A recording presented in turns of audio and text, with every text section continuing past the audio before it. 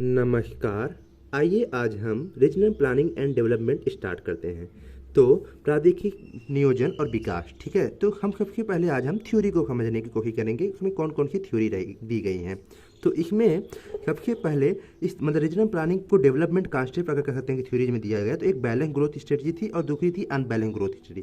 Balance growth study मतलब संतुलित विकास वृद्धि उपागम, ठीक है, जिसके लिए सबसे पहले कहते हैं कि मतलब रैगनर नर्केशे जो कि 1953 में इन्होंने दिया था, ठीक है।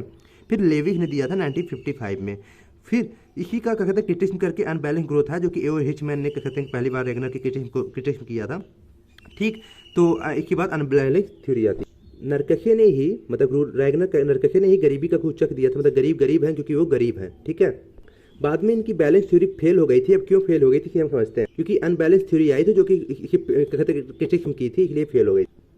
तो अनबैलेंस थ्योरी जो है, theory of unbalance growth A O Hirschman, Albert O Hirschman देते हैं, जो कि जर्मन इकोनॉमिस्ट थे, ठीक है। संतुलित वृद्धि या विकास का सिद्धांत अल्बर्ट ओ हिचमैन देते हैं, कि रैगनर नरकेशे के क्रिटिसिज्म करके इन्होंने थ्योरी दी थी। बैलेंस थ्योरी में ये दो इंपॉर्टेंट है, नरकेशे और लेविस, ठीक है। अब अनबैलेंस थ्योरी को हम समझने की कोशिश करते हैं।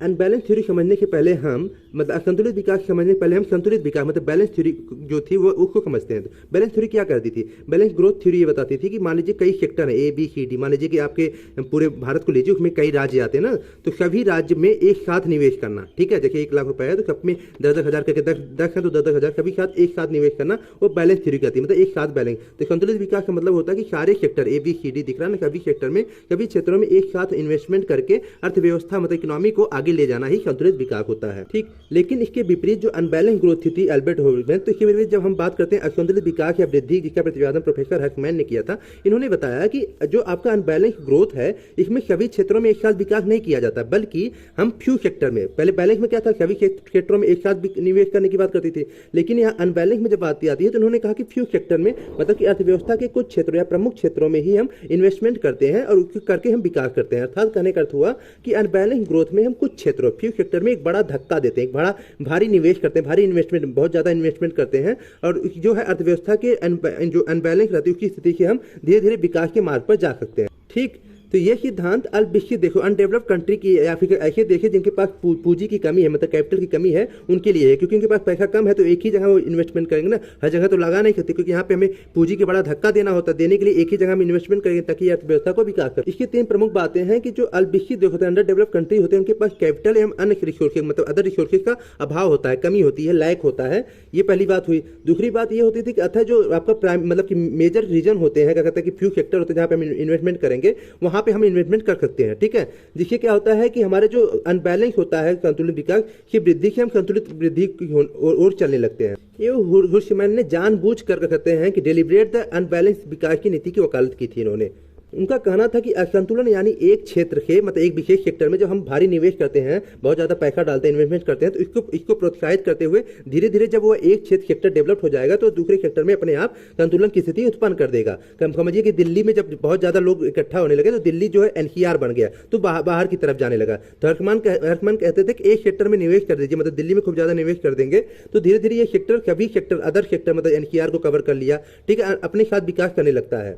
इसलिए थ्योरी ऑफ अनबैलेंस में इन्होंने बताया एओ हिचमैन ने कि असंतुलित अनबैलेंस ग्रोथ में हम सभी क्षेत्रों में एक साथ मतलब विकास न करके बल्कि किसी एक अर्थव्यवस्था के प्रमुख क्षेत्रों फ्यू सेक्टर में इन्वेस्टमेंट करके विकास करते हैं। अर्थात फ्यू सेक्टर में एक बड़ा धक्का, एक बहुत ज्यादा इन्वेस्टमेंट करते हैं तथा भारी निवेश करके संतुलन की ओर जाते हैं, ठीक है। मैंने बताया ना संतुलन की, तो एक सेक्टर से दूसरी तरफ आप जा रहे हैं। तो ऐसे समझिए आप, मान लीजिए आप B सेक्टर में इन्वेस्टमेंट कर दिए, तो B सेक्टर में बहुत ज्यादा इन्वेस्टमेंट करेंगे तो एक सेक्टर को भी और C सेक्टर को भी वो कवर करने लगेगा। ये चीज थी इनकी। ये जो थ्योरी है वो बेस्ड थी अंडर डेवलप कंट्री की, मैंने बताया विकसित देखो, क्योंकि उनके पास पूंजी की कमी रहती है तो किसी एक सेक्टर में ही इन्वेस्टमेंट कर सकते हैं, सभी सेक्टर में नहीं लगा सकते हैं, ठीक। तो अब आगे बढ़ते हैं। एओ हिचमैन ने डेलिब्रेट किया था इम्बैलेंस डेवलपमेंट, ठीक है। इनकी जो इम्बैलेंस डेवलपमेंट है, मैंने बताया अनबैलेंस ग्रोथ थ्योरी की थी एओ हिचमैन, ये PYQ पूछा हुआ कि जानबूझकर असंतुलित विकास की नीति को वकालत इन्होंने किया था, ठीक। अर्थव्यवस्था के विकास के लिए असंतुलन होना आवश्यक है। इनका स्टेटमेंट है कि जो इनबैलेंस है वो कहते हैं इकोनॉमी के डेवलपमेंट के लिए इनबैलेंस होना जरूरी है, क्योंकि अब इसके बाद ये बताते हैं कुशलता पूर्वक मतलब कि एक बहुत ही रिसर्च के बाद ही आप फ्यू सेक्टर का चुनाव करेंगे और उसमें क्या कहते हैं इन्वेस्टमेंट करेंगे, ठीक है। कुशलता पूर्वक चुने गए उद्योगों में इन्वेस्टमेंट निवेश से नए निवेश प्रभावित होंगे, अर्थात नए अदर सेक्टर विकसित होंगे, जिससे क्या कहते हैं कि आर्थिक विकास का मार्ग खुलेगा।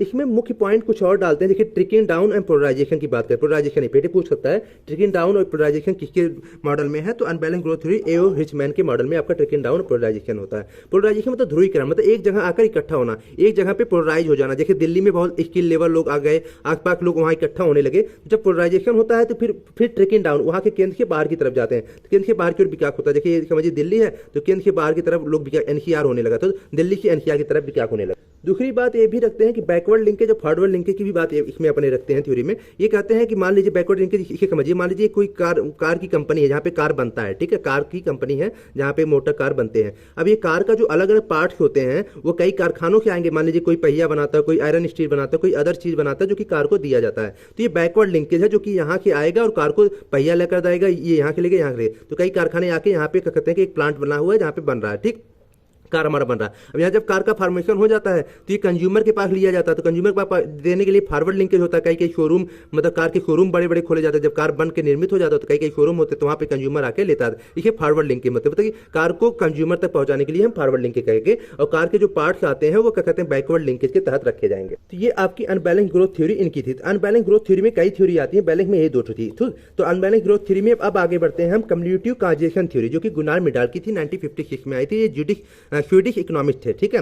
यही गुनार मिडाल हैं जो कि क्या कहते हैं कि रोलिंग प्लान दिए थे, ठीक है, रोलिंग प्लान इन्होंने ही कॉइंड किया था, ठीक है, इन्होंने ही कॉइंड किया था, जो कि रिवाइज एनुअली, जो हर वर्ष आता था, ठीक है, हर वर्ष। इसी रोलिंग प्लान को हमारे भारत में मोरारजी देसाई जब जनता पार्टी आई थी उसे यूज की थी, जो कि 1978 से 1983 तक चली, ठीक है। ये 6th 5 ईयर प्लान है, ठीक है, जो पंचवर्षीय योजनाएं नहीं थी, तो छठी 5वीं वर्षीय योजनाओं में ही रोलिंग प्लान लिया गया था, जो कि जनता पार्टी ने लिया था मोरारजी देसाई के कार्यकाल में, ठीक है। तो cumulative causation theory Gunnar Myrdal का है, जो कि इनकी बुक थी economic theory and underdeveloped region. ये भी कह सकते हैं अंडर डेवलप्ड रीजन पे ही बेसिक थी, ठीक। तो इनका स्टेटमेंट है पावर्टी बिकॉज इट्स ओन काज, गरीबी के कारण है। इन्होंने गरीबी के कुछ चक्र और अमीरी कुछ चक्र, इन्होंने मतलब मिडाल ने अपने मॉडल में समझाने के लिए गरीबी के कुछ चक्र जो कि निगेटिव होता जा रहा था, और अमीरी का कुछ चक्र, ये कुछ चक्र है, ये कुछ चक्र है, मतलब कि अच्छा ये पॉजिटिव है और निगेटिव है। तो इसमें इन्होंने ऐसे बताया, एक सर्कल की तरह समझिए, एक पॉवर्टी, एक निर्धन व्यक्ति होगा तो उसके पास लो डिमांड होगा, क्योंकि वो निर्धन है, गरीब है, तो डिमांड नहीं कर पाएगा उतना ज्यादा। फिर जब वो लो डिमांड होगा तो इन्वेस्टमेंट भी वो नहीं कर पाएगा। जब इन्वेस्टमेंट नहीं करेगा तो जॉब अपॉर्चुनिटी भी बहुत कम रह जाएगी, तो लो जॉब अपॉर्चुनिटी। जब लो जॉब अपॉर्चुनिटी रहेगी तो लो इनकम रहेगा, तो उसके पास पैसे भी नहीं आएगा, तो फिर वो निर्धन हो गया। तो मतलब एक निर्धन का जो चक्र बन रहा है एक साइकिल की तरह, ये इन्होंने समझाने की कोशिश की। एक क्या कहते हैं कुछ चक्र है, ये इनका क्या कहते हैं गरीबी का कुछ चक्र है। इसी प्रकार के प्रॉपर्टी, जो अमीर लोग होते हैं, जो समृद्ध लोग रहते हैं, उनके पास हाई डिमांड पैसा रहता है तो हाई डिमांड करते हैं, हाई डिमांड की फिर वह हाई इन्वेस्टमेंट करते हैं, तो हाई इन्वेस्टमेंट जब करते हैं तो ग्रेटर जॉब अपॉर्चुनिटी आती है, ग्रेटर जॉब अपॉर्चुनिटी तो इंक्रीज होता है, इनकम इंक्रीज होता है। तो ये अमीरी का कुछ चक्र है, ये गरीबी का कुछ चक्र है। इसलिए कहते थे, मिडाल का कहना था, कथन था कि पावर्टी बिकॉज इट्स आउन काज, मतलब कि यानी गरीबी का कारण है, गरीब गरीब है क्योंकि वे गरीब है। ये इनका स्टेटमेंट, यही यहाँ पे पावर्टी का सूचक्र है, ये आपका क्या कहते हैं कि ये प्रॉपर्टी अमीर का सूचक्र है, ठीक है, पॉजिटिव में। अभी आते हैं, ये इनकी ध्यान दीजिएगा, कम्युनिटी गुनार मिडाल में ही स्प्लिट इफेक्ट और बैकवॉक इफेक्ट की बात की जाती है। ये उसी तरह है जैसे इनका ट्रिकल डाउन और पोलराइजेशन की थ्योरी थी एओ रिचमैन की, ठीक है। तो बैकवॉक इफेक्ट में ये कहते थे कि किसी एक क्षेत्र में क्या कहते हैं, देखिए पावर्टी निर्धन है तो गरीबी की स्थिति बन रही है, साइकिल की तरफ बनता चल रहा है, सर्कुलर मेथड। तो ये निगेटिव की तरफ कह रहे थे कि बैकवॉक है, पीछे की तरफ जा रहा है। देखिए महाराष्ट्र में तेजी से विकास हो रहा है, एक जगह पे इन्वेस्टमेंट कर रहे हैं एक कोने में, और नागालैंड में उतना इन्वेस्टमेंट नहीं कर रहे हैं, एक ही जगह पे पोलराइजेशन हो रहा है ना। एओ रिचमैन ने कहा था ना पोलराइजेशन होगा तो एक ही जगह पे होगा, तो ये कहते थे कि नेगेटिव की तरह होता है बैकवॉक। वहीं स्प्लिट इफेक्ट में नहीं कहते थे कि पॉजिटिव है, कि मान लीजिए कि एओ रिचमैन ने देखिए ट्रिकल डाउन की बात बताई कि दिल्ली में आपने डाला पैसा, पोलराइजेशन किया, फिर वह आपके कहते हैं एनसीआर की तरफ प्रसार हुआ, तो ये पॉजिटिव है, ठीक है। तो स्प्लिट इफेक्ट प्रसार, आप इसे समझिए। जो बैकवॉक इफेक्ट था, इसमें इन्होंने कहा नेगेटिव परिवर्तन को मिडाल ने बैकवॉक इफेक्ट कहा, जिससे क्षेत्र में असमानता पैदा होती है। जैसे महाराष्ट्र में विकास तेजी से होता गया और नागालैंड में निवेश अनुपस्थित रहा, क्योंकि आप महाराष्ट्र में ज्यादा पैसा कहते हैं, महाराष्ट्र राजधानी कहते हैं, राष्ट्रीय मतलब आर्थिक राजधानी कहा जाता है, वही नागालैंड कोने में उसमें उतना इन्वेस्टमेंट नहीं किया जाता, जिससे अंतर और बढ़ता जाता है, ठीक है। महाराष्ट्र तेजी से विकास करेगा, मैंने अभी कुछ चक्र याद रहा ना, जो अमीर रहेगा वो अमीर होता जाएगा, जो गरीब रहेगा वो गरीब होता जाएगा। तो यही इन्होंने कहा कि महाराष्ट्र के अंतर बढ़ता जाएगा, तो जो डिफरेंस बढ़ेगा तो ये बदले में संचय कंप्यूटिव एक जगह का कहते हैं, इनकी क्या थी थ्योरी, इनकी थ्योरी कंप्यूटिव काजेशन थ्योरी थी। कंप्यूटिव मतलब संचय करना, एक जगह इकट्ठा करना, ठीक है। तो जो संचय है संपत्ति का वह एक जगह हो जाएगा, ठीक है, बनता जाए, क्योंकि बैकवॉक इफेक्ट का निर्माण करते हुए संपत्ति का संचय एक जगह होगा तो दुनिया के केवल एक कोने में संचित होती जाएगी, ये नेगेटिव है। ठीक है, ये बातें रखते हैं। स्पीड इफेक्ट में ये बताते हैं प्रसार प्रभाव में, तो केंद्र के बाहर की तरफ, जैसे दिल्ली के एनसीआर की तरफ। तो कभी कभी भाग्यशाली स्थितियों में क्या होता है कि विकसित क्षेत्रों में बढ़ी हुई संपदा कम विकसित क्षेत्रों में नीचे की ओर प्रसारित होती है, जिसे मिडाल ने प्रसार का प्रभाव कहा, जो कि एओ हिचमैन के ट्रिकल डाउन के बराबर है। स्प्रेड हुआ मतलब केंद्र के बाहर, स्प्रेड मतलब प्रसार होना, प्रभाव होना, केंद्र के बाहर की तरफ प्रभाव होना। एओ हिचमैन ने देखिए ट्रिकल डाउन दिया तो स्प्रेड है, और इसी प्रकार बैकवॉक इफेक्ट जो कि एयरमैच का पोलराइजेशन की तरह था। तो एक ही जगह का केंद्र में विकसित हो रहा है लेकिन वह उतना विकसित आगे नहीं बढ़ा रहा तो दिक्कत करेगा ना। आगे बढ़ते हैं कोर पेरीफेरी मॉडल, यही मतलब अनबैलेंस थ्योरी में ही हम कहते हैं कि कोर पेरीफेरी मॉडल को समझने की कोशिश करते हैं। ये थ्योरी जो थी वह जॉन फ्रीडमैन की थी, जो कि 1966 में आई। ठीक, इस पे मैंने वीडियो बनाया हुआ है, उसको आप देख लीजिएगा।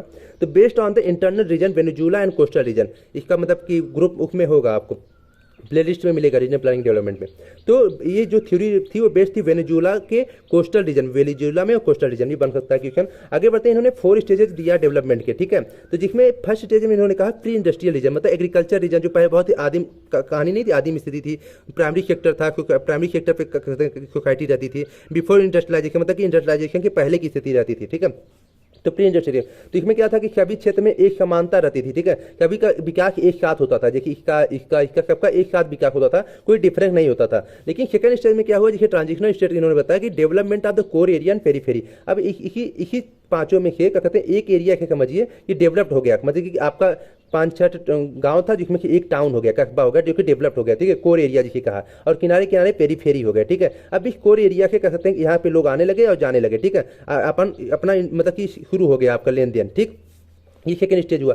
थर्ड स्टेज में बताते थे इंडस्ट्रियल मतलब कहने का अर्थ हुआ कि अब इंडस्ट्रियलाइजेशन हो गया, जिसमें क्या होता है कि सब सेंटर विकसित हो जाते हैं, development of the sub region या सब सेंटर। मान लीजिए आपका कोई सिटी था, ये कोर एरिया क्या होगा, सिटी था। अब सिटी का जो सब सेंटर मतलब तहसील जो विकसित होंगे, आपके आसपास जो तहसील विकसित होंगे, तो इस सिटी के बाहर को कम करने के लिए आसपास तहसील मतलब पेरीफेरी एरिया में तहसील को विकसित किया गया, जिससे क्या है कि यहाँ के लोग जो है यहाँ के भी अपना ले ले और यहाँ के लोग यहाँ, क्योंकि यहाँ के समान कोर पे जाने पर बहुत ज़्यादा दूरी लगता था, तो यहाँ पे क्या कहते हैं डेवलप कर दिया गया पेरीफेरी एरिया को। तो इसमें development of the sub region या सब सेंटर विकसित कर दिया जाता है। आगे बढ़ते हैं फोर्थ स्टेज में। फोर्थ स्टेज में एक कहते हैं कि पोस्ट इंडस्ट्रियलाइजेशन। पोस्ट इंडस्ट्रियलाइजेशन मतलब इंडस्ट्रियल के बाद की स्थिति। अब देखिए ग्लोबलाइजेशन की स्थिति आ गई इस समय। ठीक है, ठीक, तो इसमें emerging of the special interaction. अब क्या हुआ कि जो आपके ये तो विकसित हो गया था कोर एरिया, फिर उसके बाद पेरीफेरी एरिया विकसित हुआ। अब इसके बाद ये जो बीच का हिस्सा है ये भी विकसित हो गया। ठीक है, तो ये जब विकसित हो गया तो पूरी तरह से कहते हैं इमर्जिंग हो गया स्पेशल इंटरेक्शन, पूरी तरह से पूरा इंटरेक्शन हो गया आसपास में, चाहे ये इनके संपर्क बनाए, चाहे ये इनके संपर्क बनाए, चाहे ये इनके बनाए,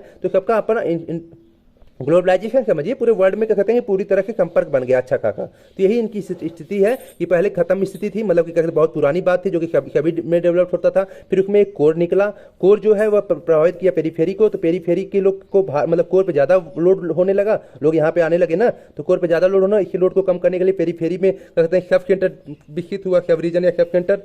फिर उसके बाद ये जो बीच का हिस्सा बच रहा था ये भी क्या कहते हैं विकसित हो गया, इसमें भी क्या कहते हैं कि स्पेशल इंटरेक्शन होने लगा और अच्छा खाका एकदम अच्छा खाका। ठीक है, तो इससे क्या होगा हमारा विकसित हो गया। अच्छे, इसकी वीडियो बनी है, आप प्लेलिस्ट में देख लीजिएगा।